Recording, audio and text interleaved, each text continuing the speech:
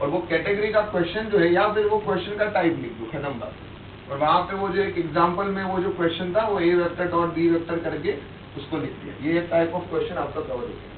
तो जो मिस्टेक्स हो रहे हैं वो टाइप ऑफ क्वेश्चन वहां, सेकंड क्वेश्चन मान लेते हैं कि आपसे जो है एडिशन ऑफ वेक्टर का एक क्वेश्चन रॉन्ग हो गया था, वो टाइप का आपको समझ में नहीं आया कि क्या करना है, वो टाइप आपने वापस से इसको लिख दिया, मतलब इन्हें कंसाइज भी, ऐसा नहीं पूरा एकदम, पर वो टाइप लिखा आपने और उसके एग्जाम्पल में क्या ऐसा चीज आने पर हमें एक करना है।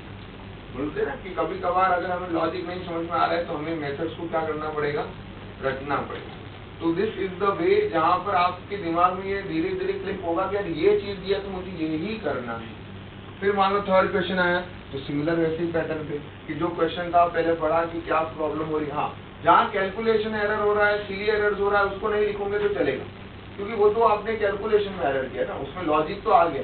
जिसमें लॉजिक एरर था, जिसमें आपको क्लिक ही नहीं हुआ, वो वाली चीजें कहाँ लिखोगे आप। क्लियर हो गया यहाँ पे। अब जैसे ये चैप्टर वेक्टर के काम खत्म हो गया, अभी दूसरा चैप्टर लिया आपने कि भाई दूसरा चैप्टर है मोशन इन 1D, सेम इसमें भी क्या मैं सेम, उसके बाद में ग्रेविटेशन है, ग्रेविटेशन में भी क्या।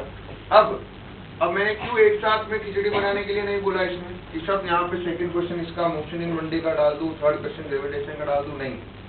सीक्वेंस में, पेपर के सीक्वेंस में मत जाओ, आप पेपर में क्वेश्चन को आइडेंटिफाई कर लो, ये वेक्टर का एरर था, ये मोशन इन 1D का था, वेक्टर वाले सब साथ में रखो। अब होगा क्या, मे भी दूसरी बार या तीसरी बार जब वेक्टर का टेस्ट आ रहा होगा, तो जब आप अपने नोट्स रिवाइज कर रहे हो उसके साथ में ये क्वेश्चन को भी क्या कर लो, रिवाइज। मान लो तीसरी बार वापस से वेक्टर का टेस्ट हुआ, उस टाइम में भी कुछ क्वेश्चन होंगे जो आपसे एरर होंगे, अगर वो इसी लॉजिक एरर में थे तो इसका मतलब आप क्या दें, आपने ये पढ़ा नहीं अच्छा। और कोई नया टाइप ऑफ क्वेश्चन आया तो वो भी उसमें क्या कर दो, वापस से लिख दो। अब आपने शीट के पेजेस बनाए हैं तो अब उसमें तो कोई दिक्कत ही नहीं, आप आराम से अपने हिसाब से सीक्वेंसिंग चेंज कर सकते हो, तो वो पेजेस को इसके साथ में वेक्टर वाली शीट के साथ में स्टेप अप करो। मान लो 10 बार वेक्टर का टेस्ट होगा, और शायद ऐसा होगा कि हर बार अगर कोई एक या दो क्वेश्चन तो हमसे गलत होगा ही होगा, और अगर गलत नहीं हो रहा है तो हमारा स्कोर जो है फिर वो 150 के ऊपर चल रहा है, जो बहुत अच्छी बात है। इसका मतलब ये है कि हम जो है हमें सब कुछ रिटेन दे रहा है, और हमारे जो पहले वाले टेस्ट को हमने एनालाइज किया उससे अब हमारी मिस्टेक्स जो है वो खत्म हो गई। तो जैसे वो नंबर गलत होने वाला कम होते जाएगा, उसका मतलब हमारी प्रिपरेशन स्ट्रांग होगी, और नहीं हो रहा है तो यहाँ वो नंबर बढ़ रहा है, इसका मतलब आपने जो रिवीजन पैटर्न जो है आपका सही से नहीं है। अब आप उन क्वेश्चन को तो एटलीस्ट अच्छे से करेंगे। Are you getting my point? तो अब ये करने से आगे जब आप 2 साल बाद नीट का एग्जाम दोगे ना, तो लास्ट टाइम में आपके पास ऐसे क्या बचेंगे, एक तो ऐसे क्वेश्चन जो टोटल मिला के आपके 20 to 25 क्वेश्चन हो गए होंगे, एक आपने फॉर्मूले का शीट बनाया होगा, सिनॉप्सिस बनाया होगा, चैप्टर का आपने समराइज किया होगा, नहीं किया है तो वो करना है। पूरा चैप्टर वापस से लिखना नहीं है। सिनॉप्सिस का मतलब होता है कि शॉर्ट एंड क्रिस्प वे में वो चीजें समझ में आनी चाहिए। हाँ, बस ये पता होता है कि मान लो आपने फोर्स का फॉर्मूला लिखा, force equal to M A लिख दिया आपने, अब इसको ऐसे नहीं छोड़ देना। क्या पता आप थोड़े दिन बाद में ये कंफ्यूज हो जाऊंगी इस एम का मतलब क्या है, तो आपको ये सिंपल फॉर्मूला के पता है, बड़े बड़े दूसरे फॉर्मूले होंगे जहाँ आप ये कंफ्यूज हो जाओगे इस वी का मतलब वेलोसिटी है या वॉल्यूम है ना, तो वो कंफ्यूजन से या टी का मतलब टेंशन है या सरफेस टेंशन है, ऐसे कंफ्यूजन आने लग जाते। तो आपको क्या करना है, हर फॉर्मूले में लिखना है, एफ का मतलब होता है फोर्स, एम का मतलब होता है मास, ए का मतलब होता है एक्सेलरेशन। 2 मिनट लग रहा है, पर होगा क्या कि जब आपके पास सारे चैप्टर्स हो जाएंगे तब आपके दिमाग में कंफ्यूजन ही नहीं कि ये भैया वी है, वेलोसिटी है या वॉल्यूम है, ये टेंशन है, नहीं तो वो गलत गलत याद हो जाता है। तो इस तरह से आपका फॉर्मूला शीट बनना चाहिए जहाँ डिटेल्ड फॉर्मूला। तो ये मेथड जो ईमानदारी से सही से करता है, ये मेरी गारंटी है कि जो मिस्टेक्स आपकी हो रही है वो एक बार होगी, बार बार नहीं होगी। और अगर आप ये नहीं करोगे तो आप एक ही मिस्टेक, आप खुद देख लेना, आपने मान लो कोई भी चैप्टर ले लेते, जैसे मान लो वेक्टर का एग्जाम्पल लेते, जो आपके पहले टेस्ट में मिस्टेक हुई है, शायद इस बार भी कुछ जिनके नंबर्स कम आए हैं उन्होंने वो मिस्टेक इस बार भी की। डॉट प्रोडक्ट का क्वेश्चन पहले आया था तब भी नहीं बना, इस बार भी नहीं बना, इसका मतलब बीच में उसने इस पे काम किया ही नहीं। वो हर बार क्या करते, चैप्टर जाते स्टार्टिंग के पहले पेज से पढ़ना स्टार्ट कर देते, तो फिर वो वहां पर इफेक्टिव स्टडी नहीं होती। यहाँ पैटर्न समझ जाएगा, 5 में से अगर 2-3 एक ही टॉपिक की गड़बड़ है, मतलब वो टॉपिक हमारा उस टॉपिक पे काम करेगा। तो ये मेथोडोलॉजी जो है अपना, ये जो शीट में रखने का फायदा क्या है कि शीट्स को हम अपने हिसाब से सीक्वेंसिंग चेंज कर सकते हैं कि भाई वेक्टर के नीचे वेक्टर का पेपर आ जाएगा, तो ये टेस्ट तो होते रहेंगे, तो और फिर एक फोल्डर में उसको रखो और हर टेस्ट के पहले बस देख लो कि भाई अभी मान लो वापिस से अभी मोशन इन मंडी आने वाला है अगले टेस्ट में, तो पुराने टेस्ट में वो जो गड़बड़ हुई थी वो हार्डली 10 मिनट लगेंगे, लेकिन एक टाइप ऑफ क्वेश्चन जो है वो कवर हो जाता है। क्योंकि पेपर कौन बनाते हैं? टीचर्स ही बना रहे हैं, हम लोग ही बना रहे हैं। तो हम लोग हमेशा कौन से क्वेश्चन डालेंगे जो थोड़े से क्या हो, अच्छे हो, जिनके आने की प्रोबेबिलिटी क्या हो, ज्यादा हो, जो टाइप्स ज्यादा पहले आ चुके हो। तो आपका इसके थ्रू क्या हो जाएगा, वो टाइप्स का रिवीजन हो जाएगा। Are you getting my point? या फिर कभी कभार ऐसा होता है हम प्रीवियस ईयर क्वेश्चन डाल देते हैं, या कोई भी अलग अलग वेरायटी जहाँ पे लगता है कि इसकी प्रोबेबिलिटी है, या टॉपिक वाइज जैसे चल रहा है, मोशन इन मंडी अभी थोड़ा ही हुआ था, उसमें जो इंपॉर्टेंट क्वेश्चन थे, उसमें जो टफ क्वेश्चन थे वो पेपर में आया आपसे नहीं बने, तो वो यहाँ से रिवाइज हो जाएंगे। ठीक है, तो आपको एंड में इतना बड़ा मॉड्यूल आप सोचोगे अभी एक दिन पहले एग्जाम से एक दिन पहले क्या रिवाइज करो, तो हम मॉड्यूल कभी जिंदगी में नहीं रिवाइज कर सकते। आप क्या रिवाइज कर सकते हो, ये सारी चीजें, सिनॉप्सिस हो गया, ये हो गया। तो इसको अभी से बनाओ, अच्छे से बनाओ, और ताकि ये एंड में आपके लिए कैसेट बन जाएगी कि क्या रिवाइज करना है एग्जाम के 2 दिन पहले, तो ये रिवाइज करना है। और हर एग्जाम से पहले भी करना है। जो भी चैप्टर का टॉपिक आ रहा हो, आपके पास तो शीट बरोबर ऐसा सीक्वेंस में रेडी है, बस वो ओपन करो, वेक्टर आया मान लो 6 महीने बाद वापस से, तो आप क्या करोगे, यार ये पहले टेस्ट में एक तो रिवाइज तो नोट्स तो किया ही आपने, या लास्ट टेस्ट में ये मिस्टेक्स की थी वो पढ़ ली। ठीक है, तो दिस वे जो है वो आप धीरे आपका जो है वो सेट कर सकते हो कि कैसे पढ़ना है। चलिए,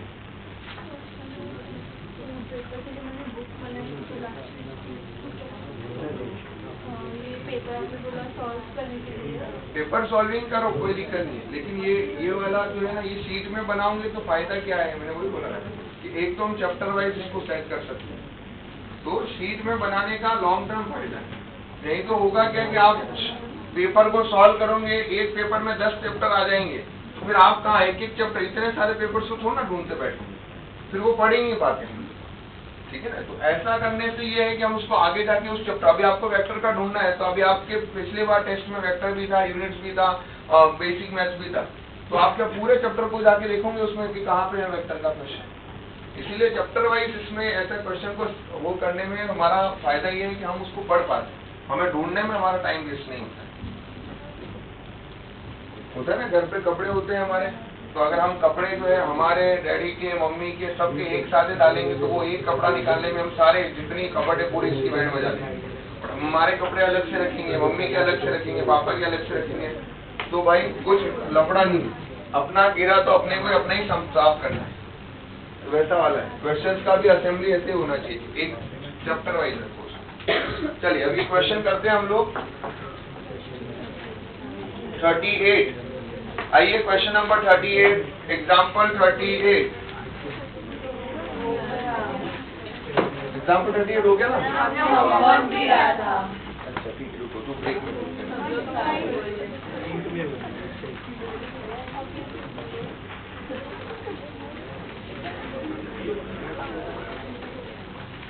थोड़ा क्या अच्छा आ जाओ। Page number 34, question number 45। Page number 34, question number 45 sir, पढ़ो क्वेश्चन को।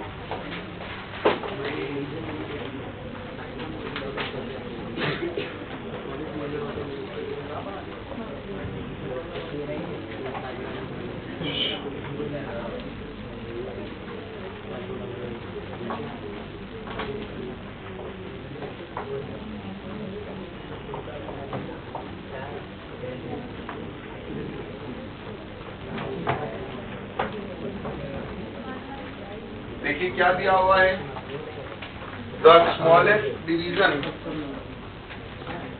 On the main scale of a vernier caliper is 1 mm। Smallest division on the main scale of vernier caliper is 1 mm। तो main scale का division का length 1 mm है, मतलब ये क्या चीज दिया हुआ है आपको, MSD। क्या दिया हुआ है ये?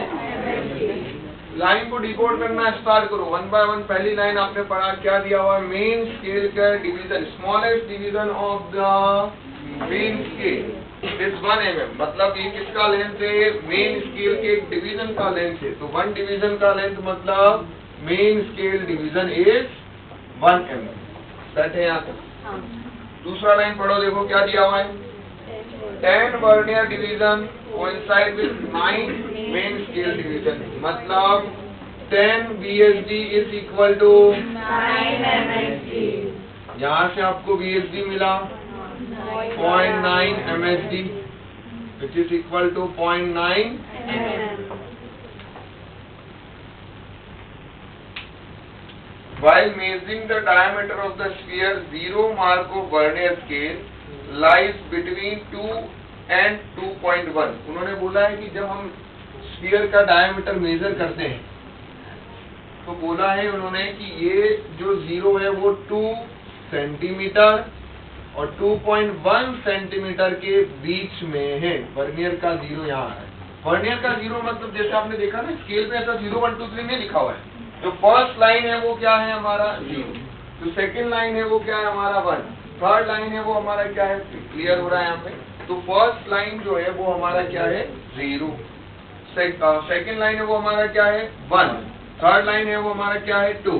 क्लियर हो गया यहाँ पे, क्योंकि हमेशा काउंटिंग आप स्टार्ट करोगे स्केल में, लाइन की काउंटिंग कहाँ से स्टार्ट होगी 0 से। ये फर्स्ट लाइन इज योर 0। तो बताओ इसमें मेन स्केल का रीडिंग क्या होगा, 2 सेंटीमीटर। क्यों, क्योंकि कभी थोड़ी देर पहले हमने सबको सीखा था मेन स्केल का रीडिंग क्या होता है, reading of main scale just before the 0 of vernier scale, just before the 0 of vernier scale. 0 of vernier scale से जस्ट पहले कौन आ रहा है 2, तो 2 सेंटीमीटर मेन स्केल का रीडिंग है। आप उसको चाहे तो mm में लिख दो, वो कितना आया 20 mm। सेट है यहाँ तक। एक तो MSD VSD से लीस्ट काउंट भी निकाल दो, तो MSD minus VSD 1 mm minus 0.9 mm which is 0.1 mm। Clear हो गया। अब आगे पढ़ो वापिस से, देखो क्या दिया हुआ है, and the fifth division of the vernier scale coinciding with the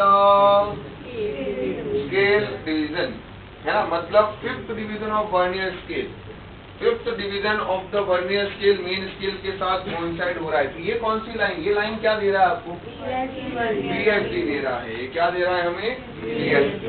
ये वर्नियर स्केल का डिवीजन, कौन सा डिवीजन, 6, क्लियर है। तो बताइए अब डायमीटर की रीडिंग क्या होगी, तो आपने रीडिंग को मेजर किया, reading is equal to MSR plus VSD into least count minus 0 error, और यहाँ पर कोई एरर नहीं है। तो MSR का वैल्यू रखो, कितना आ रहा है 20 mm। सब ये देखो ये का 5, लीस्ट काउंट भी mm में है, तो आंसर आएगा 20.5 mm। समझा कि नहीं, क्लियर हुआ कि नहीं।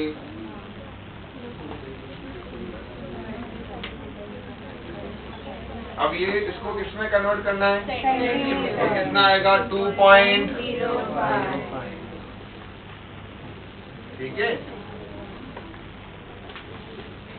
चलिए हो गया, लिख दो फटाफट।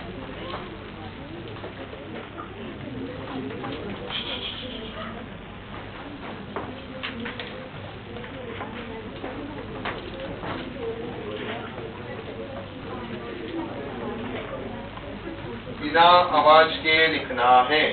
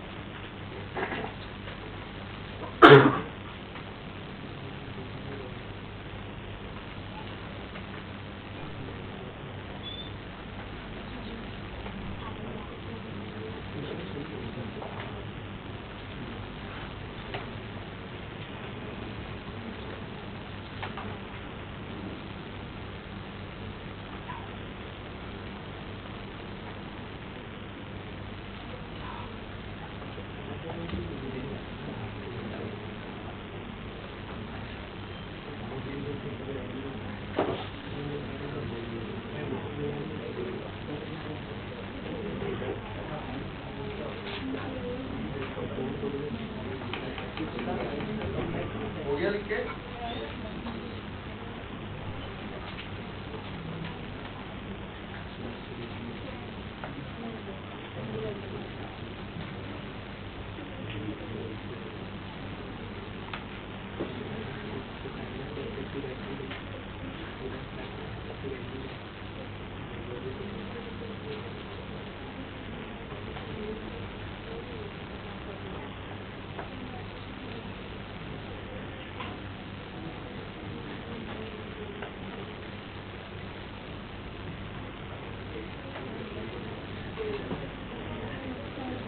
हाँ जी।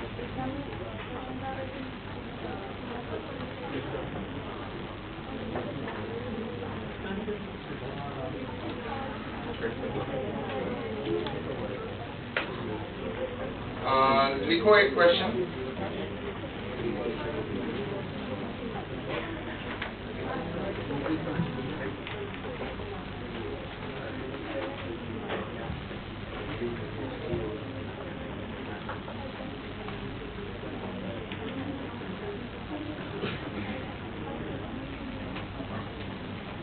एक जीरो एरर से रिलेटेड क्वेश्चन है, थोड़ा सा यही का क्वेश्चन है, थोड़ा बड़ा है।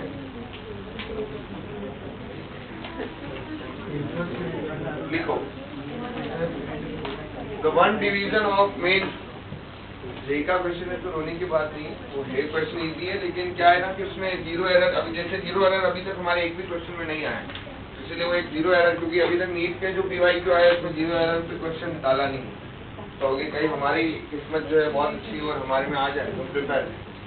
देखो the one division of main scale of vernier caliper, the one division of main scale of vernier caliper read 1 mm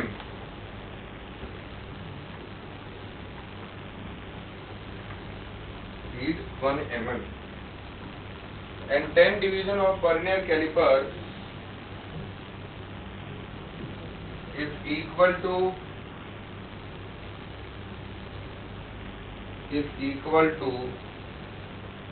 9 division on main scale, is equal to 9 division on main scale.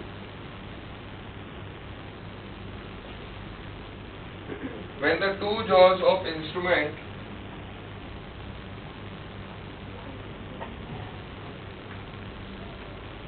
touch each other, when the two jaws of instrument touch each other,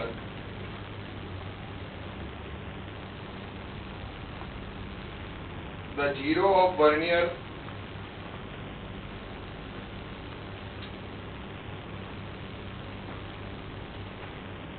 lies to the right of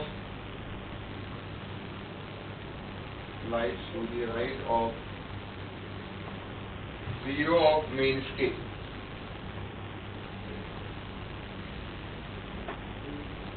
Zero of main scale. And its fourth division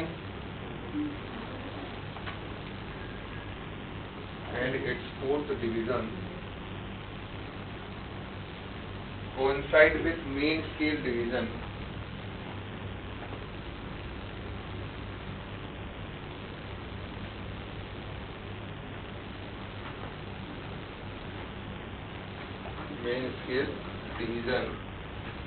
when the spherical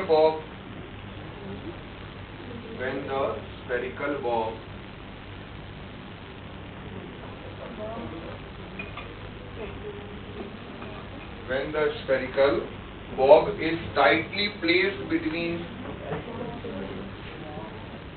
अरे वो pendulum के नीचे नहीं होता है क्या spherical Bob, ball जैसा है ना, when the spherical bob is tightly placed between two jaws।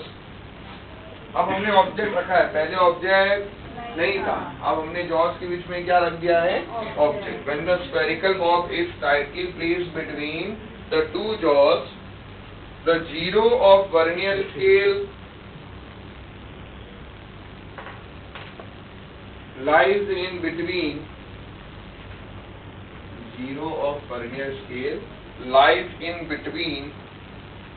4.1 centimeter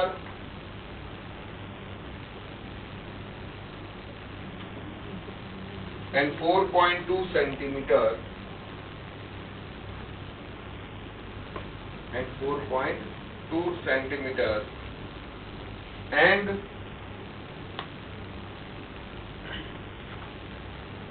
6th vernier division and 6th vernier division coincides with main scale division. Find diameter of the box. Find diameter of the box.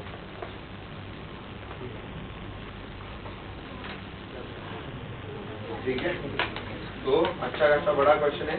पहले शांति से एक बार, वैसे तो हमने अभी read किया है तो अभी पता होगा कि क्वेश्चन में क्या है लिखा है, और एक बार फिर भी रीड करो बढ़िया तरीके से। जो जो हमें लग रहा है क्या ये हो सकता है वो आप नोट डाउन करो, सोचो, दिमाग लगाओ कि क्या हो रहा है यहाँ पे।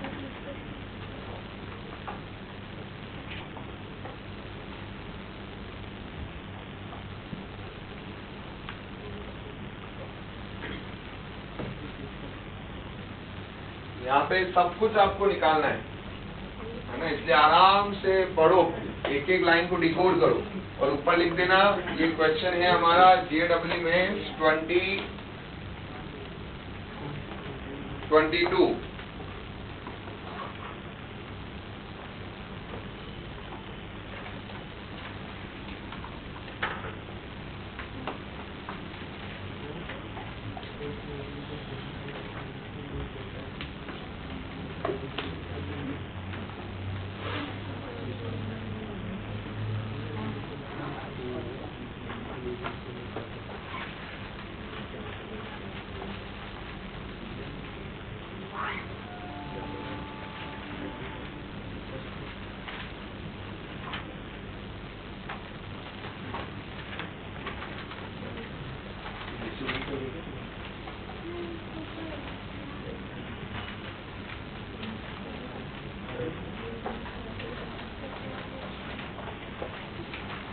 चलिए,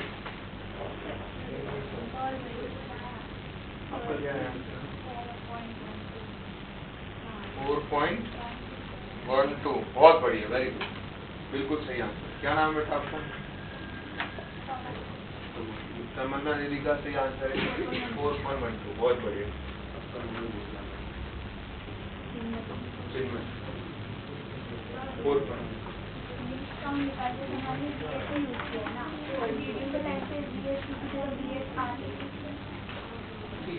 वर्नियर स्केल रीडिंग।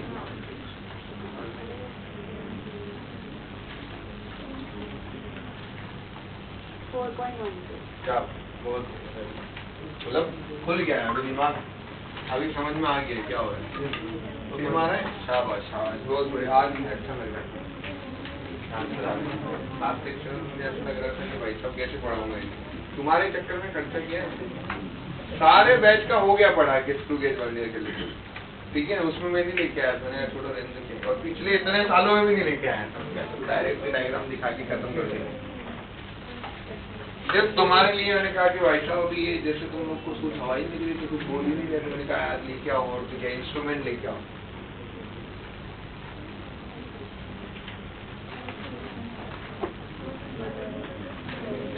बोर्ड भी करा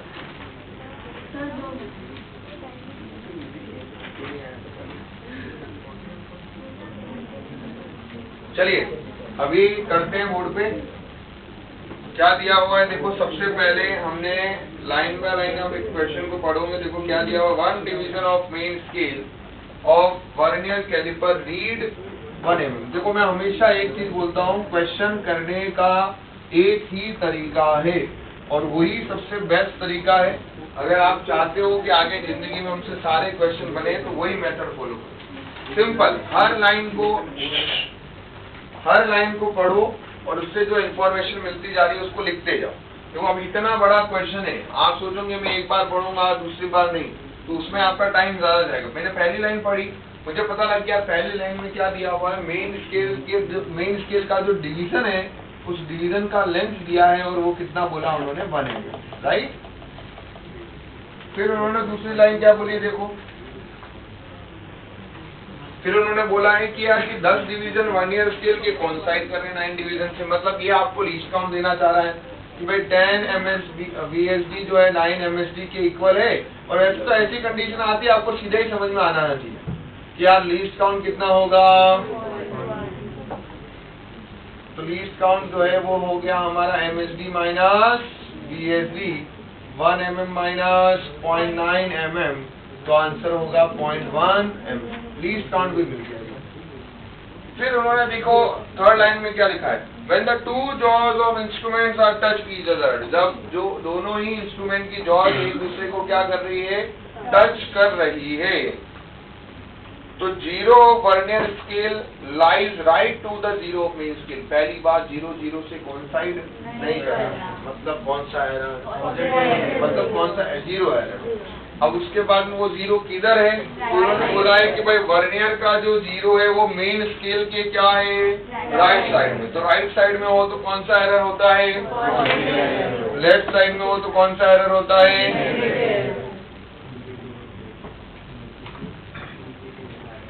अब पॉजिटिव एरर जो है वो किसके इक्वल होगा देखो, तो आपने बोला पॉजिटिव एरर का फॉर्मूला होता है सर जो number of division of vernier scale on main scale into least count. अरे हाँ या ना, तो कौन सा डिवीजन कोइंसाइड कर रहा है मेन स्केल के साथ, तो वो भी उन्होंने बोला है कि सर फोर्थ डिवीजन, कौन सा डिवीजन है, तो यहाँ fourth division of vernier scale coinciding on the main scale and the least count is 0.10 समझा। क्यों पॉजिटिव एरर है वो क्लियर हुआ, पॉजिटिव जीरो एरर है, क्यों वो क्लियर हुआ, बिकॉज जीरो कहाँ है, राइट साइड। ठीक है, यहाँ तक भी क्लियर है।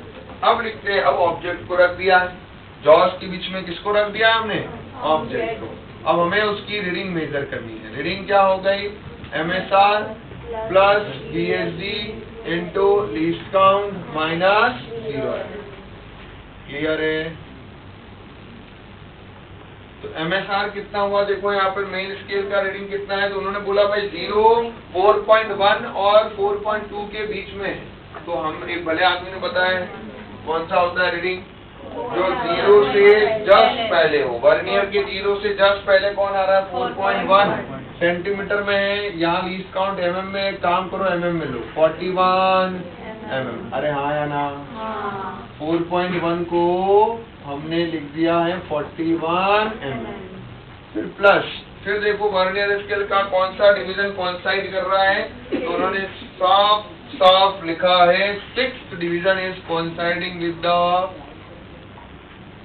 6 इंटू 0.1 आ गया, माइनस जीरो एरर कितना है हमारा 0.4। Now solve it, 41 plus 0.6 minus 0.4, कितना आंसर आएगा, 41 प्लस 0.2, तो 41.2, ये आ गया mm। तो मीटर में क्या होगा 4.12, सॉरी सेंटीमीटर में क्या होगा 4.12 सेंटीमीटर। क्लियर है, कोई कंफ्यूजन, कोई दिक्कत, अब सबको क्लियर है क्या। वर्नियर कैलिपर को मैं मान लूं कि हमें आ चुका है समझ में, क्या हम आगे बढ़े, अरे हाँ या ना।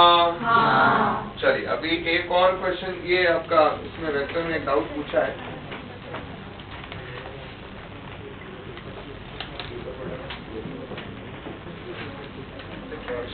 सब्जेक्ट पढ़ लिया तो पढ़ना होगा यार पेपर। उनको नीरज सर को बोलता हूँ कि दिया बोल रही थी कि केमिस्ट्री पढ़ ली सब्जेक्ट, सच नहीं बताना है केमिस्ट्री वाला, बुरा लगेगा। ए वेक्टर माइनस बी वेक्टर, कितने लोगों को लगता है फिजिक्स पढ़ ली, फिजिक्स जो है ना एकदम फालतू सब्जेक्ट।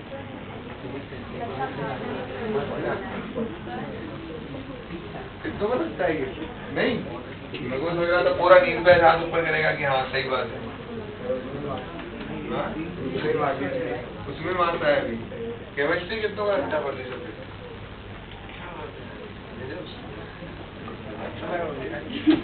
तो सारे लड़के हाथ ऊपर करें, लड़कियों को केमिस्ट्री पसंद है बहुत। चलो बढ़िया, अच्छी बात है। एटलीस्ट केमिस्ट्री को भी कोई पसंद कर रहा है। ए वेक्टर प्लस, मेरे को तो केमिस्ट्री सबसे फनी मुझे लगता था केमिस्ट्री, सेकंड नंबर पे मुझे लगता था बायो,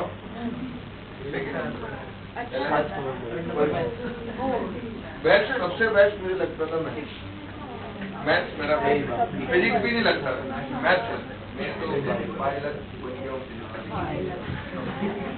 मेरे पहले यहाँ क्लासेस में मैं यहाँ पे दोनों पढ़ाता और फिजिक्स, तो बच्चों को पूछा, बच्चों ने बोला फिजिक्स अच्छा पढ़ाते हैं, उससे फिजिक्स पढ़ाना, मैथ्स पढ़ाना।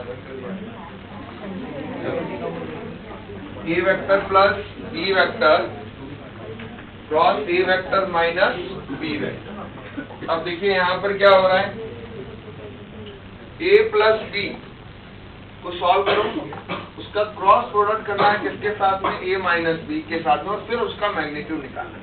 तो आप डायरेक्टली यहाँ पे सॉल्व करते जाओ, पहले क्रॉस प्रोडक्ट करो ए क्रॉस ए का, अरे हाँ या ना, फिर किसके साथ करो, plus B vector cross A vector, सही है यहाँ पे। फिर क्या करो, ए का बी के साथ में नेगेटिव साइन बाहर ले लो, ए वेक्टर क्रॉस बी वेक्टर, फिर बी का इसके साथ में नेगेटिव साइन बाहर ले लो, बी वेक्टर क्रॉस बी, बरोबर है यहाँ तक, और इसका मैग्नीट्यूड लिखना है। सेल्फ क्रॉस प्रोडक्ट कितना होता है बताओ, फॉर्मूला क्या है, ए क्रॉस बी का, ए बी साइन ए, तो सेल्फ क्रॉस प्रोडक्ट कितना हो जाएगा बताओ, 0, क्योंकि ए और ए के बीच में एंगल कितना हो गया, 0, सेम पैरेलल वेक्टर्स हो गए ना, ए वेक्टर है और दूसरा भी ए वेक्टर है, तो दोनों सेम ही डायरेक्शन में जा रहे होंगे, तो इनके बीच का एंगल कितना हो गया, 0, तो हमने आई थिंक नोट में लिखा भी है सेल्फ क्रॉस प्रोडक्ट इज 0, तो आई थिंक ये तो 0 हो गया यार।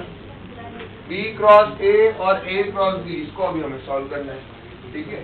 अब यहाँ पर इसको हम क्या लिख सकते हैं, बी क्रॉस ए को देखो, बी क्रॉस ए को लिख सकते हैं हम, यहाँ पर एक और चीज बड़ी इंटरेस्टिंग यहाँ पे दिखाई दे रही है, ये है बी क्रॉस ए, ये है ए क्रॉस बी, क्लियर है। तो क्या हम इसको ऐसे लिख दें, बी क्रॉस ए और ये नेगेटिव साइन है, तो हमने आई थिंक वहाँ पे एक और प्रॉपर्टी पढ़ा था, एंटी कम्यूटेटिव होता है, तो B cross A is equal to negative of A cross B, तो क्या हम negative of A cross B को बी क्रॉस ए लिख दे इस प्रॉपर्टी से, ये आ जाएगा प्लस बी क्रॉस ए, बरोबर। और अगेन इधर इसका क्या हो रहा है, सेल्फ क्रॉस प्रोडक्ट क्या हो गया हमारा, सेल्फ क्रॉस प्रोडक्ट वापस से क्या मिल गया हम लोगों को, 0 मिल गया। यहाँ तक क्लैरिटी आ गई। तो अब हमारे पास में बेसिकली टर्म क्या बच गया है, देखो यहाँ पे ये आ जाएगा 2 times of B cross A, 2 times of B cross A, क्या मिल गया हमारे को, 2 times of B cross A. यहाँ तक क्लैरिटी आ गई है। अब इसमें क्या ऑप्शन क्या दिया हुआ है, नन ऑफ दिस दिया हुआ ऑप्शन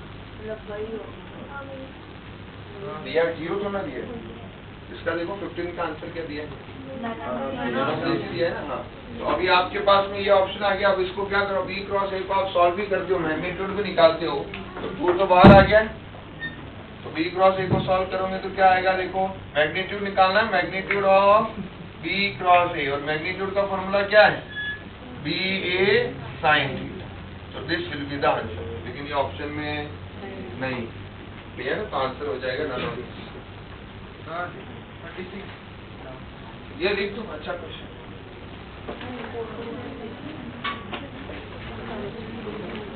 लिख दो, ये अच्छा क्वेश्चन।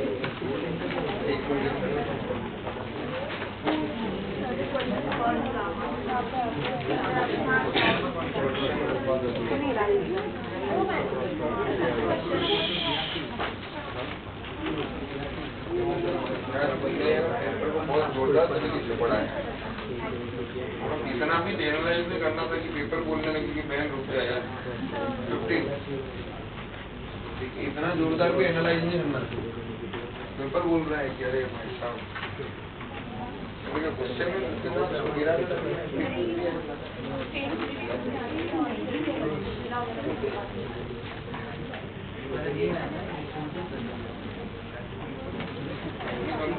काफी क्या चल रहा है 36 बेटा 36 पे हमने 3D पढ़ा है ना 3D रिजोल्यूशन पढ़ा है नहीं पढ़ा है 3D रिजोल्यूशन में हमने क्या बोला था एक्स एक्सिस के साथ एंगल होता है अल्फा वाई एक्सिस के साथ एंगल होता है बीटा जेड एक्सिस के साथ एंगल होता है गामा फिर हम लोगों ने ये भी लिखा था एक्स कंपोनेंट होता है वो होता है R X equal to R cos alpha R Y equal to R cos beta लिखा था हमने R Z equal to R cos gamma तो आपको निकालना क्या है गामा तो आर जेड क्या जेड कंपोनेंट वेक्टर में दिया हुआ है कितना है वो 5 4 i cap minus 3 j cap plus 5 k cap तो जेड कंपोनेंट कितना हुआ 5 आर क्या है मैग्नीट्यूड ऑफ द वेक्टर वो निकालना पड़ेगा वो कैसे निकालोगे r equal to under root of 4 square plus minus 3 का स्क्वायर प्लस 5 का स्क्वायर कितना होगा 16 प्लस 9 21 24 प्लस 25 50 का स्क्वायर रूट हो जाएगा 5 रूट ठीक है क्लियर हो गया यहाँ पे तो r का वैल्यू कितना है 5 रूट 2 कॉस गामा 5 से 5 कैंसल 1 बाय रूट 2 कब आता है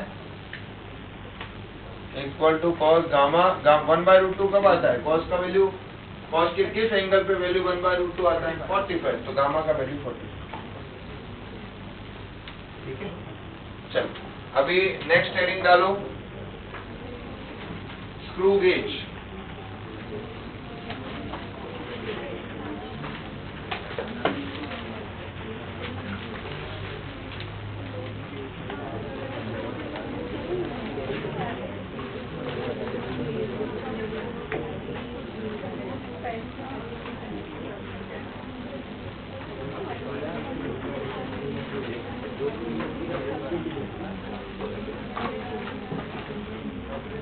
स्क्रू गेज चलिए नेक्स्ट हेडिंग डालना है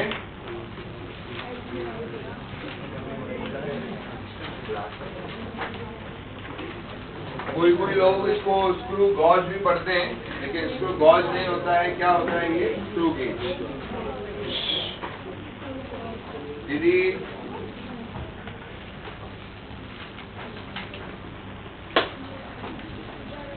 देखिए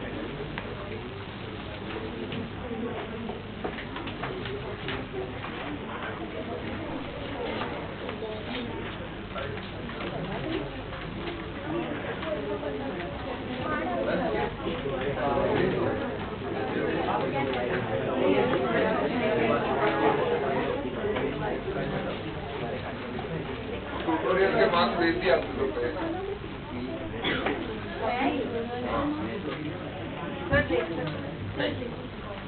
वो ब्रेक में देखना ही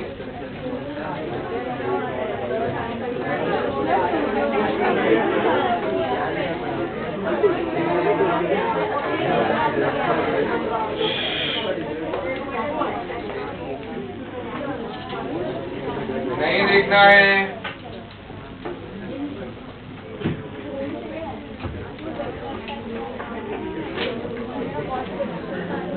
आयशा कौन है आयशा आयशा और किया कौन है किया आयशा भी बाजू वाली बैठे हैं नहीं वो अंदर बैठी थी मैं हाँ थैंक यू और ये देखो एक दो में तो नंबर्स भी सही से डाले ये 1 2 रोल नंबर किसका है नाम नहीं तो आपने क्या रोल नंबर 2 डाला है इसमें अभी ठीक है आपका नाम नहीं मिले इसमें तो देख लेना वो आप ही होते हैं 1 कौन आकांक्षा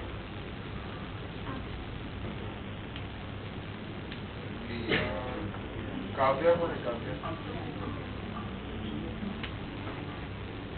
ठीक है अभी देखते रहना अपने मार्क्स आराम से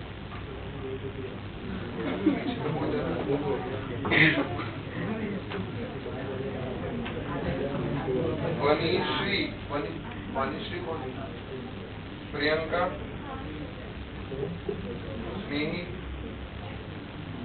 युग, खुशी, जीत, माही, विभूति। बेटा आप लोगों की बहुत ज्यादा मेहनत करेंगे। क्यों? इतना तो टाइम दिया बेटा, और कितना टाइम दूं? 45 मिनट की जगह पे 1 hour 30 मिनट दिए। 45 मिनट नहीं दिए, 1 hour 30 मिनट दिए। इतना तो आप नीट के पेपर में नहीं देते हो फिनिश बेचारे की। चलो, ये रहा हमारा इंस्ट्रूमेंट, जिसको हम बोलते हैं स्क्रू गेज। क्या बोलते हैं इसको? स्क्रू गेज हम इसको बोलते हैं। इसको हम क्या बोलते हैं? Screw gauge. अब आप देख सकते हो कि इसके अंदर भी 2 स्केल है। ये जो पीछे वाला पार्ट, इसको हम रैचेट बोलते हैं। अब देखो, मैं इसको अगर ओपन करूंगा, ये दिख रहा है आपको, ये इस तरह से ओपन हो रहा है। और यहाँ पे आप जैसे ओपन हो रहा है तो आपको एक स्केल यहाँ पर दिखाई देने लगेगा। दिख रहा है अभी एक और स्केल? अरे ये यहाँ, ये देखो ना, स्केल दिख रहा है 0, 5, ये नहीं दिख रहा है क्या? एक स्केल तो ये रहा हमारा। इसको हम बोलते हैं सर्कुलर स्केल। क्या बोलते हैं इस वाले को? यहाँ पर ये जो स्केल है वो कौन सा है? ये जो स्केल वो कौन सा है? Linear scale. क्लियर हो रहा है यहाँ पे? तो यहाँ पर भी 2 स्केल है, एक है लीनियर स्केल, दूसरा है सर्कुलर स्केल। अब यहाँ पर हो क्या रहा है, देखो अगर हम ध्यान से देखें कि मैं एक बार इसको रोटेट करता हूँ, ध्यान समझना है ना। देखो, एक बार जब मैं इसको थोड़ा और पीछे करके, अब देखिए सिंपल, अगर मैं एक बार इसको रोटेट करूं, एक रोटेशन में ये जितना डिस्टेंस ट्रैवल करे, ध्यान से देखोगे जब आप एक बार रोटेट करते हो तो यहाँ पर ये जो 2 लाइंस के बीच का गैप दिख रहा है ना, ये एक गैप का डिस्टेंस ट्रैवल करता है। जब हम एक कंप्लीट रोटेशन करेंगे, उस कंप्लीट रोटेशन में, जैसे ये लीनियर स्केल जो दिखा हमारा, ये जो लीनियर स्केल है मेन स्केल है, ये वाला स्केल कौन सा है? लीनियर स्केल या फिर मेन स्केल। वहां पर वर्नियर स्केल आता था, यहाँ कौन सा स्केल है? सर्कुलर स्केल में टोटल डिवीजन, जब आप यहाँ से ध्यान से देखोगे तो टोटल डिवीजन इसमें कितने हैं? 100। वर्नियर स्केल में कितने थे? सिर्फ 10। इसमें कितने हैं? 100। तो ये ज्यादा एक्यूरेट है। इसका लीस्ट काउंट आता है 0.01। कितना आता है इसका लीस्ट काउंट? इसका लीस्ट काउंट कितना आता है? सिर्फ 0.1। तो जितना ज्यादा लीस्ट काउंट होगा उतना हम छोटा नंबर क्या कर सकेंगे? मेजर कर सकेंगे। क्लियर? तो यहाँ पर हम जब एक बार कंप्लीट रोटेट करते हैं तो ये जो स्क्रू है वो कितना डिस्टेंस, लीनियर डिस्टेंस ट्रैवल करता है? ये जो 2 लाइंस के बीच का गैप है उतना डिस्टेंस ट्रैवल करता है। तो इसको हम बोलते हैं पिच। क्या बोलते हैं इसको? हम पिच बोलते हैं। क्लियर हो रहा है? अब हम सबसे पहले यहाँ पर जैसे हमने देखा है कि ये 2 स्टड्स इसको बोल सकते हैं। क्या बोल सकते हैं इसको हम? स्टड्स। यहाँ जॉज बोलते थे, यहाँ क्या बोलते हैं? स्टड्स बोलते हैं। अब ये 2 स्टड्स के बीच में जब हम ऑब्जेक्ट को रखेंगे तो ये उस ऑब्जेक्ट का क्या मेजर कर सकता है? जैसे कोई वायर है तो वायर का क्या हम मेजर कर देंगे? डायामीटर मेजर कर देंगे। अगर हम चाहें कि यार ये जो शीट है, ये जो शीट दिख रही है, इसका थिकनेस मेजर करना है तो वो थिकनेस हम इससे मेजर कर सकते हैं। क्लियर हो रहा है? तो स्क्रू गेज की हेल्प से हम क्या मेजर करेंगे? थिकनेस, वायर का डायामीटर। तो लिख दो, screw gauge is used to measure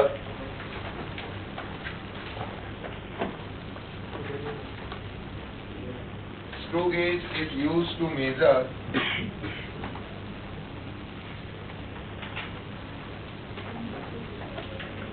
screw gauge is used to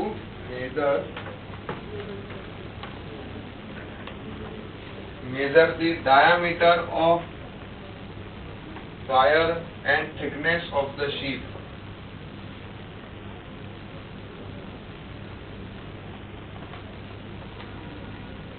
Diameter of wire or thickness of the sheet. Diameter of wire and thickness of the sheet. Clear हो गया यहाँ पे? कोई confusion इसके अंदर? अब इसके अंदर स्क्रू गेज का आपको डायग्राम बनाना पड़ेगा। डायग्राम का फोटो मैं ग्रुप पे भेज देता हूँ, वो जो है आप अभी नहीं बनाना है, घर पर बनाना है। अभी बनाने लगोगे तो 1 साल लग जाएगा।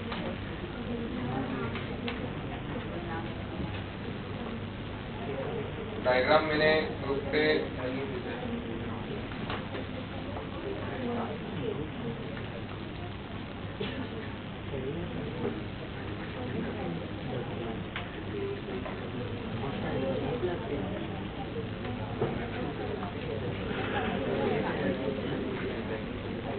हाफ पेज का स्पेस छोड़ दो, हाफ पेज के आसपास का स्पेस जो है वो छोड़ दो। स्क्रू गेज, हाँ डायग्राम देख लो, डायग्राम देख लो।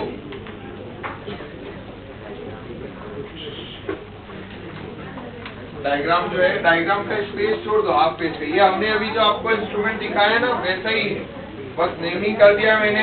तो आप डायग्राम को आराम से ध्यान से देखोगे तो आपको समझ जाएगा कि ये वाला सर्कुलर स्केल है, ये वाला मेन स्केल है, ये स्टर्स है, ये यू शेप का फ्रेम हो गया, ये रैचेट हो गया जिसको हम क्या कर रहे हैं, घुमा रहे हैं, है ना। ये रैचेट हो गया जिसको हम क्या कर रहे हैं, घुमा रहे हैं। तो आपने देखा होगा पीछे वाला पार्ट रैचेट है, ये दोनों साइड में क्या है, स्टर्स है। ये आपका क्या है, लीनियर स्केल बोल सकते हैं इसको, हम क्या बोल सकते हैं, लीनियर स्केल। ये जो आपको दिखाई दे रहा है ये कौन सा स्केल हो गया, लीनियर स्केल। दिख रहा है सबको, ठीक है।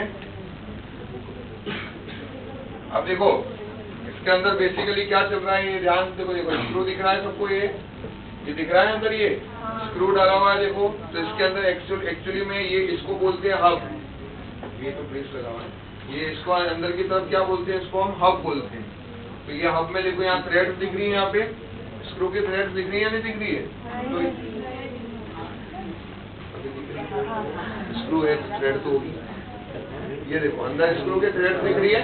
तो जब हम इसको, ये तो ऑयल, ये ग्रीस बोलते हैं इसको, ताकि वो स्मूथ मूवमेंट, नहीं तो फिर क्या होता है कि रस्टिंग आ जाती है। अब ये ऐसे डाला हमने इसको अंदर।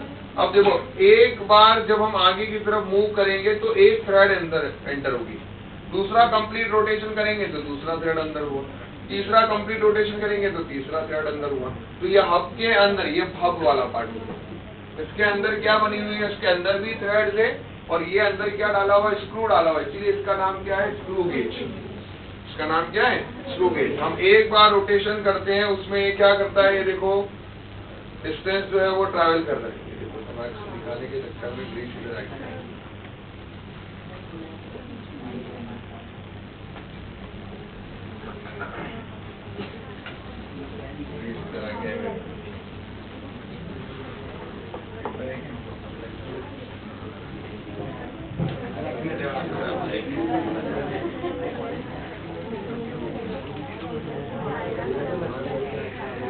ठीक है।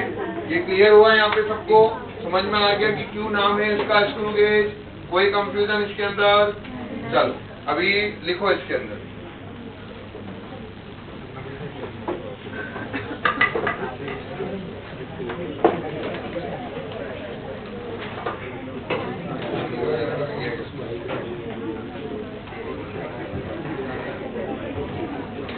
चलो लिखो इसके अंदर। अभी सबसे पहला ये स्पेस छोड़ देना डायग्राम का, फर्स्ट लिखेंगे अभी इसके अंदर हेडिंग पिच, फर्स्ट हेडिंग लिखेंगे pitch.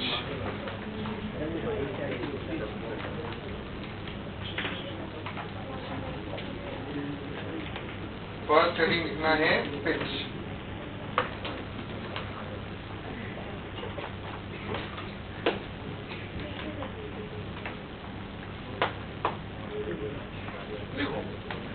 The linear distance moved by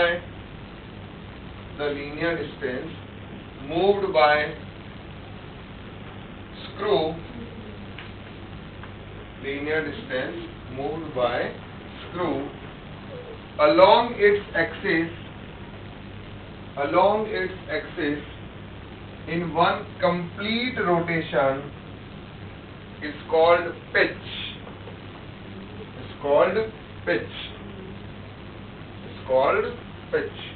इसे अभी आपने देखा था कि यहाँ पर ये वाला जो पार्ट है, ये देखो ये हमारा वो स्टड वाला पार्ट, स्क्रू को मैंने एक बार घुमाया, एक बार कंप्लीट रोटेशन किया, एक बार मैंने इसका क्या किया, कंप्लीट रोटेशन किया, तो ये इतना डिस्टेंस चला।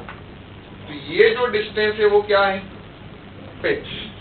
और यहाँ पर होगा क्या कि एक थ्रेड यहाँ पे होगी, दूसरी थ्रेड यहाँ पे होगी, तो दो थ्रेड के बीच का डिस्टेंस भी क्या होता है, पिच। तो सेकंड लाइन की डेफिनेशन, सेकंड लाइन और लिखो इसके अंदर, it is also equal to, या pitch is also equal to which is also equal to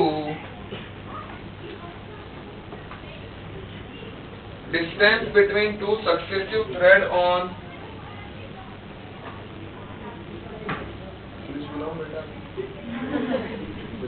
which is also equal to distance between two successive threads which is also equal to distance between two successive threads on the screw. ठीक है, दूसरा definition लिखेंगे अभी, least count. तो pitch हमें समझ में आ गया एकदम मजे से। अब अगला जो है हमारा वो क्या है, लीस्ट काउंट। लीस्ट काउंट क्या होता है ये ऑलरेडी हम डिस्कस कर चुके हैं, है ना। लीस्ट काउंट का मतलब क्या है, स्मॉलेस्ट मेजरमेंट। तो लीस्ट काउंट का हमारे पास यहाँ फॉर्मूला है, जैसे वहां MSD माइनस VSD था, यहाँ लीस्ट काउंट का फॉर्मूला है pitch upon number of division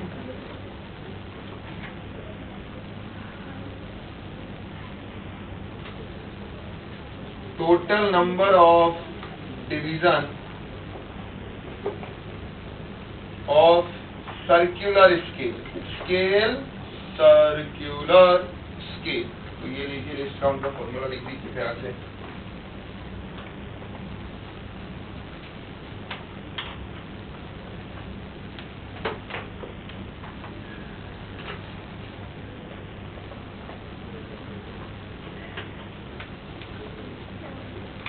लिख दिया हम लोगों ने।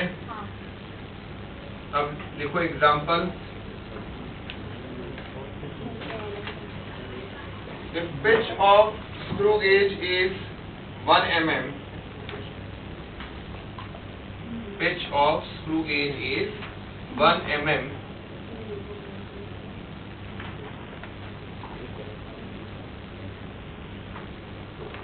pitch of screw gauge is 1 mm and total number of division and total number of division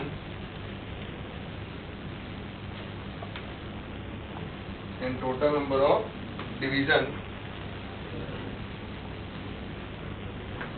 and total number of division on circular scale is 100.